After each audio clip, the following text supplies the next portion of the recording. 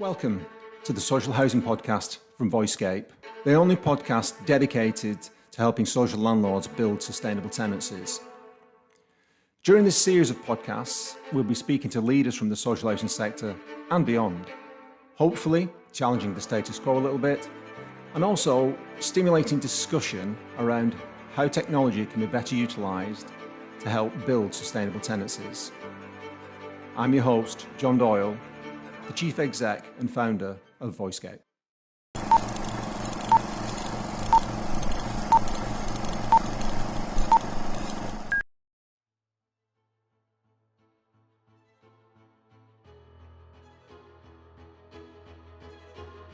So somewhere in the region of £500 million of waste over the next decade on court action, non-access. It really does start to stack up.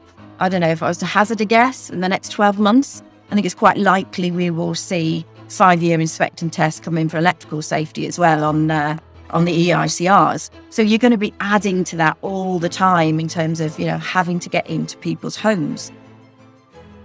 Today on the Social Housing Podcast, we're speaking to Claire Hayes, who is the Chief Executive of Corgi Technical Services.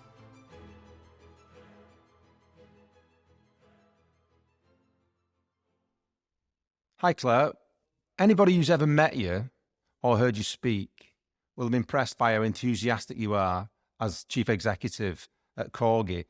I just wondered if you wanted to share what things you're most proud of during your time in that role. Absolutely. Well, there's lots of things. I came into this role about 14 years ago and quite frankly, really didn't know where or how I was going to add value. So first job was to get on the road and talk to people, find out what their biggest challenges is. And actually it's really relevant to today. So I asked for the top 5 challenges from the people that I was meeting, and bizarrely what came out as number 1 with all of the challenges we have in the sector was access. So that's really stuck with me all of these years. And I think at the time there was a lack of voice and platform and professionalism, not with the people, but the recognition and a home for them. So I founded what was at the time the Association of Gas Safety Managers to really represent this body of people trying to do their jobs as best we could. And we created a gas safety management qualification, a professional level 4 qualification. We then went on to create the Association of Electrical Safety Managers, which is now a bigger home as the sector's moved towards this broader compliance of the Association of Safety and Compliance Professionals. We have about 1,000 members now. So that's just grown and grown to give people a home, a sense of belonging, a place to share their problems, their concerns, and also a safe space to talk about things that they know aren't quite right. And get concerns of others. And it really is sort of strength in numbers. So I'm really proud of that. And with that, the creation of Women in Compliance as well, to represent the sort of development needs of the females in the sector as well. So that's grown from strength to strength. Brilliant. And am I right in thinking that's not just social housing, that's outside of social housing as well? It's primarily social housing, but we have a lot of the sort of FM, the colleges and universities, prisons, hospitals. So we do a lot of the bigger buildings as well, but they tend to come under the sort of county councils, some of the big contractors, but I'd say 90% social housing. Okay, great. I know you've been very active around regulation and lobbying as well, and with your success on, was it Regulation 36A in 2018, I think? What else do you think needs to happen? Well, that really came on the back of what was the access campaign at the time, which we knew we were on a bit of a hide into nothing. Myself and Mark Henderson actually at the Home Group went to see the housing minister at the time, and it was pretty clear I didn't feel we were getting a fair hearing at the time. It was 2 out, 1 in of regulation. So, it was pretty unlikely we were going to change regulation. However, fair play to HSE. They gave us a good hearing. I talked to them about the waste, the logistical waste around not having the anniversary date for servicing of boilers. So yeah, it took a couple of years of lobbying, lots and lots of number crunching to justify our claims of the waste that was in the sector by, people having to get into homes up to 2 or even 3 months before the service was due, and that was just pure waste. So we know now that hundreds of millions of pounds have already been saved by organisations that have adopted what is known as the MOT style servicing, or regulation 36A, as you say. So really pleased about that. And more organisations are going down that route. So huge success for us. And probably that is also one of the areas I'm really proud of. And members were fantastic and gave me all their data, backed up those claims, and really brought it to life and ran with it from day one. Brilliant. And obviously, we're talking about the core issue being no access. And I wondered if you could explain some of the factors that you believe contribute to higher levels of no access. Yeah, sure. Well, it's straight because it's such a basic concept to get over the door to carry out a safety check, but it's fraught with issues. So to try and decode, when I sort of set out our objectives really with an access group, to look at why is this problem such a big problem? And it's quite complex. So we set out our objectives. So to decode the issues of why this is so challenging, to define the magnitude of the problem, scale of the problem, to examine, have we got our own house in order? Is this about regulation, or is it really about how we operate? And to question, are the current models fit for purpose? Finding that win-win, which, I always believe it's there if we really work together. And at the same time, moving the sector forward and always sharing best practice. So quite a few things came out of that. So there's 6 key factors, not unsurprisingly, but always good to have that clarity. Human factors, we're complicated animals with many different priorities and goals and challenges. The economic challenges that we have, the cost of non-access or the cost of gaining access, the lens that we have to go to actually gain access. And then, of course, logistical. Street by street is where we really want to be, but, zigzagging across towns and cities, only gaining in one home during the day, the cost of that is astronomical. Technical challenges, not to be underestimated, understanding the underpinning legislation.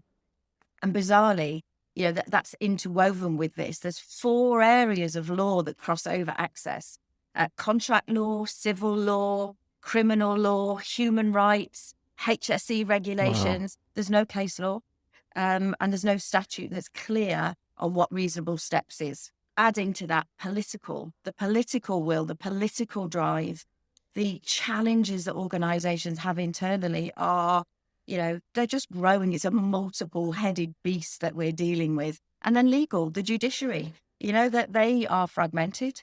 Different towns and cities have different ways of viewing access and non-access, etc. So it sounds really simple, but it's really complex, and it's a hindrance to what is safety at the end of the day.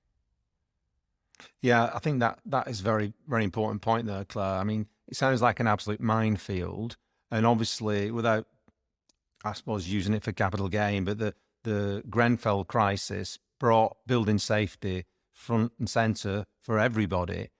So it's interesting to comment on the way you are saying, yeah, it sounds easy, but it isn't easy. I know you've done some calculations about what the cost of no access is on an annual basis, and sort of projected that out. Just, can you talk to that and tell us just how bad is it? Yeah, well, it's pretty bad. And this is just looking at gas alone. So somewhere in the region of £500 million of waste over the next decade on court action, non-access. It really does start to stack up. In the next, I don't know, if I was to hazard a guess, in the next 12 months, I think it's quite likely we will see 5-year inspect and test come in for electrical safety as well on the EICRs. So you're going to be adding to that all the time in terms of, having to get into people's homes. And then we've got asbestos, fire safety, as we know. I was really disappointed on the building safety bill that they removed. I did see it in with my own eyes, that access into people's homes within the high-rise blocks was going to be part of that building safety bill. That has been taken out. So for me, it's a bit of a paradox. How the hell can we keep people safe? Well, we can't get into the homes to do the jobs that we've been given to do. So it's an ongoing challenge, and the cost is just going to go up and up as the focus becomes more and more on safety and compliance. Yeah. I mean, if you were to sort of point the finger anywhere, do you have any sense of who's to blame for that level of waste? And think it's also, is there anything clear we can do to turn it around? You know, how bleak is it? There's no silver bullet. I think we're all part of the problem, and we all need to be part of the solution. You know, we look to landlords, but actually it's a much bigger issue than that. So, you know, multiple stakeholders, the legal system being one of them. Of course, the government are right up there. And yes, landlords are. But not to overlook the role that the residents themselves must play. Having reviewed the Charter for Social Housing, there is a statement in there that, you know, the government have committed to helping residents themselves understand what role they play in safety. And I think that's absolutely critical. The budget to raise awareness of these things is, you know, running into multi-million pounds, although we may save that if we could gain access. So I think there isn't a silver bullet, but I think working closer together and the government putting the money where their mouth is in terms of delivering on I wrote it down as my homework before this call with you. In their charter, in their social housing white paper, their number one promise in there is to make residents safe in their home. So surely to do that, we have to be able to carry out those regulated checks within the home. But that plays no part in the paper or in any of the other discussions that seem to be heading towards becoming regulation, even though, you know, there's been lots of discussion and we certainly have banged the drum every opportunity we get to raise the issue of having stronger powers of access to homes to carry out safety checks. That doesn't sound like the government, you know, telling the sector to do better, but not actually helping them to do it. It's such a shame. Quite a common theme, that, isn't it? Yeah. We could help them with that. We can share our knowledge, how, why, where's the savings come from, where's the business case. But they just don't seem, I think their agenda is pretty big as well. The people doing the work in DLUHC, in HSE, their budgets have been cut, their resources are cut. You know, they've been given priority. So we're in a bit of a mess. But until we start to get real and back up our claims, we're not easily going to get out of this. So that's why, you know, I was really pleased you invited me onto this podcast to help raise awareness and to kind of garner that force, if you like, that we all need to have to keep banging the drum. Brilliant. I remember when we spoke previously, Claire, that I sensed that you felt there was potentially a disconnect within a lot of social landlords between, you know, the frontline workers who get it, who are on it, and to an extent the boards who, I'm not saying they pay lip service to it, but not perhaps as focused on the issue, despite Grenfell as perhaps it should be. Is that something that you still feel to be the case? It certainly can be. As always, we get our top performers and our worst performers. Many organisations, the leadership is strong, it listens, it understands the issues, but that's not always the case. And I think there can be that disconnect because the people that are delivering the work, knocking on those doors, responsible for 100% compliance, the devil's always in the detail until the board go back to the floor, really find out just how challenging this is and support their teams, making sure they're getting their CPD, making sure they're networking with others, attending conferences, events, membership of, you know, bodies like the ASB to really talk about these issues and the solutions. So I think that disconnect it's kind of human nature. We've all got lots of priorities, lots of things on the agenda, and certainly the boards in social housing now more than ever. You know, if you look at what they're dealing with, fire safety, cladding, building safety, net zero, the housing crisis, home building, and the list just goes on. So I can kind of see how we've got there, and in some cases with less resource, although I've witnessed myself the resources within safety and compliance has definitely grown over the last, I would say, 5 years, probably in response to Grenfell. So I'm really pleased to see more resource. So there's a level of acknowledgement. There's also a level of engagement we've had with directors and CEOs that want to understand the issues. But I think it's just the agenda is so big. I would just ask every director and CEO, talk to your safety and compliance teams. Ask them what they're worried about. Find out what they feel is the biggest risk. Don't just ask if they're 100% compliance. Compliance is only one aspect of safety. It's much, much bigger and much more cultural than just sort of having a green dashboard that can hide what's really going on under the surface. Yeah, I hear that. Okay, as a final question, Claire, just a bit of a left field. If you had a magic wand in this area, what would be, maybe not the one thing, but what would be the 1, 2, 3 things that you would say, if I could, these are the things I'd change because I think that would affect maximum opportunity, if you like? It would have to be access, stronger powers of access. That's, that really is a quick win. Now, it's never simple, but that would save money, time, confusion. It would also give the government assurance that they've equipped us to carry out that role. So I think that would have to be the number one. I think secondly, I would say education and awareness about safety and not just compliance. We talk an awful lot about compliance, but as we know, that's kind of the lowest common denominator. And it's, if you look at the Swiss cheese model, when all the holes line up, you're going to get an incident, and, compliance alone isn't going to save you from that. So I think much more talk about culture and safety.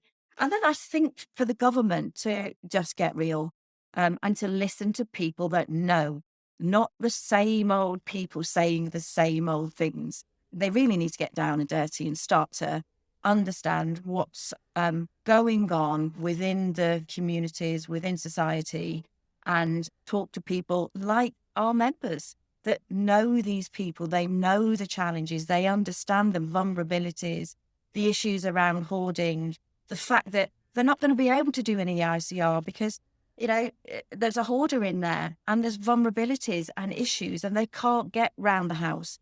And it's okay to create policy, but if you don't understand the technical challenges and the human challenges, you're fighting a losing battle, and you're not going to make those homes safe until you understand those things. I think that's been a really interesting insight, Claire. I think from our perspective, our mantra has always been that the landlords need to get closer to the customers anyway, to the tenants, understand them more individually. But when you talk about those vulnerabilities, those kind of real life issues which prevent some of the obligations to keep people safe, I think that's a really sort of interesting observation.